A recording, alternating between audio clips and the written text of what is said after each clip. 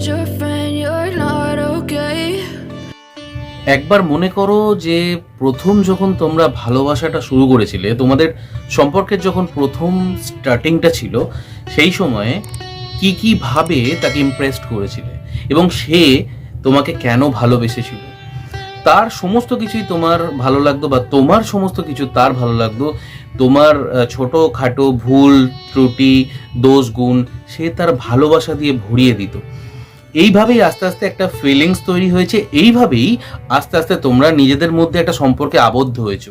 কিন্তু বর্তমান অবস্থায় বা যে সময় এসে তোমরা খুব পাজলড হয়ে যাও, বা যে সময় তোমাদের মনে হচ্ছে যে না তোমাদের আর এই সম্পর্কটা টিকিয়ে রাখার কোনো দরকার নেই, প্রচুর ভুলভ্রান্তি রয়েছে, ওই মানুষটা যেই মানুষটাকে তোমরা ভালোবাসতে সেই মানুষটাই মনে হচ্ছে যেন দূরে চলে গেছে বা একে অপরের সাথে আর থাকতে পারছো না।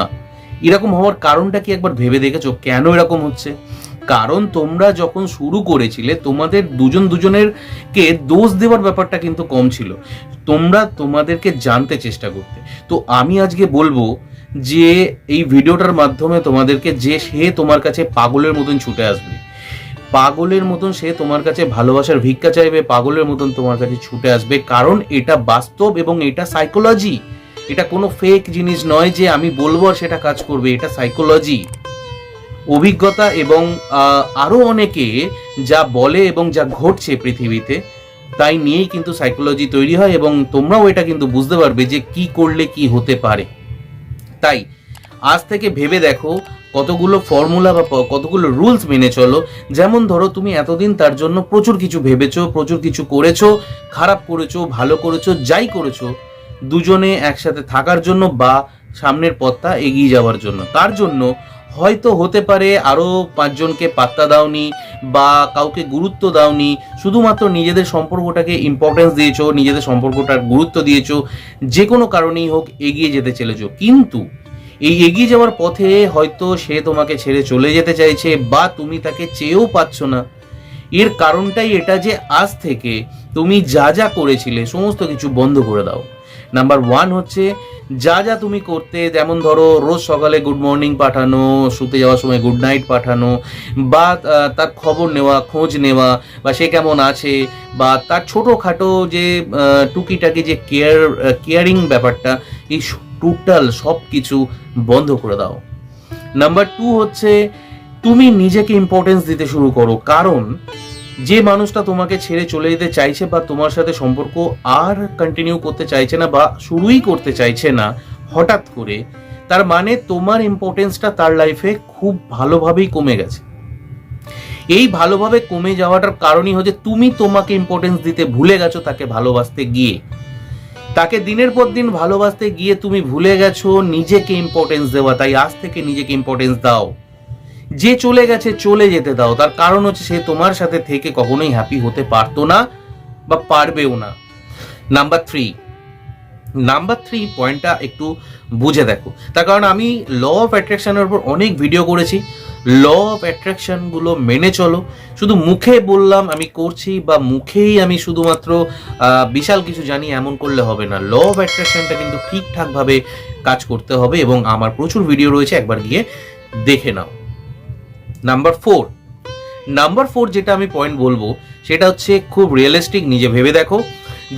সেটা হচ্ছে যে ছেড়ে চলে গেছে সেখানে স্টপ করো, কারণ তোমার কান্না, তোমার দুঃখ, তোমার কষ্ট এবং সামনের চলার পথটা যেভাবে তুমি কষ্ট করে চলছো, সেই চলা বা কষ্টের দাম সে দেবে না, দিতে পারে না কখনো। যদি পারতো কোনো দিনও তোমাকে ছেড়ে যাবার কথা ভাবতো না বা তোমায় কষ্ট দেওয়ার কথা কোনোদিনই ভাবতো না।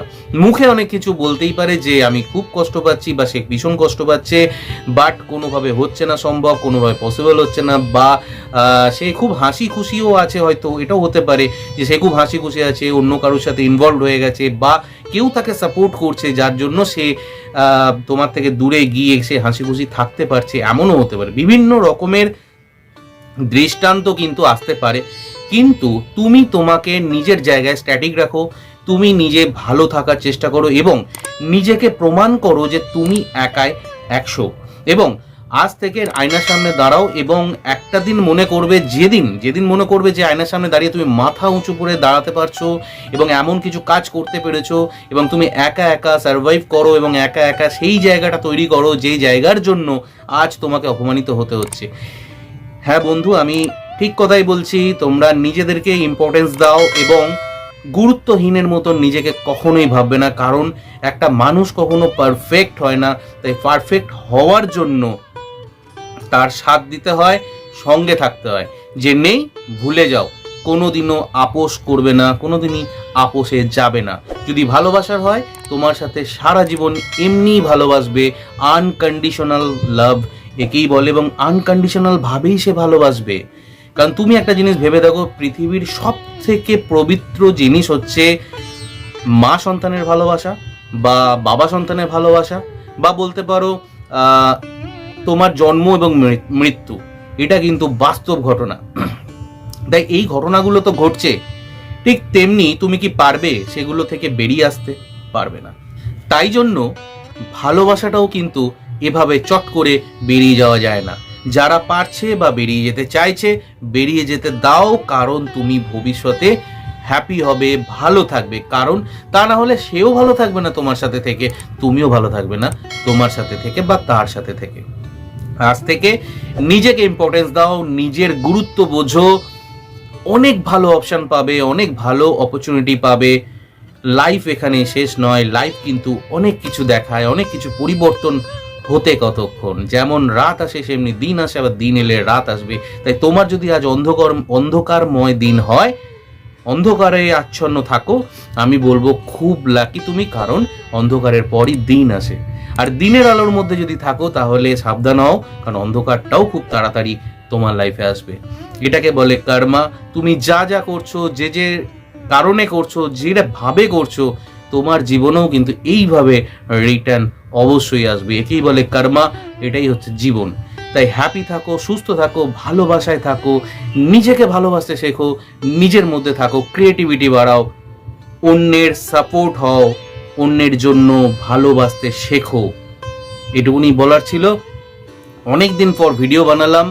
যাই হোক, আমি একটু ব্যস্ত ছিলাম অন্য কোনো কারণে।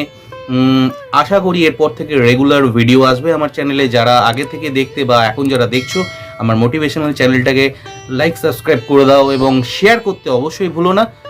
বন্ধুদের সাথে শেয়ার করো। আর একটা কথা লাস্ট বলি, দেখো, ভালো জিনিসের মধ্যে থাকো, ভালো চিন্তা করো, তোমার লাইফেও ভালো কিছু হবে। ভালো থেকো, আবার দেখা হচ্ছে পরবর্তী ভিডিওতে।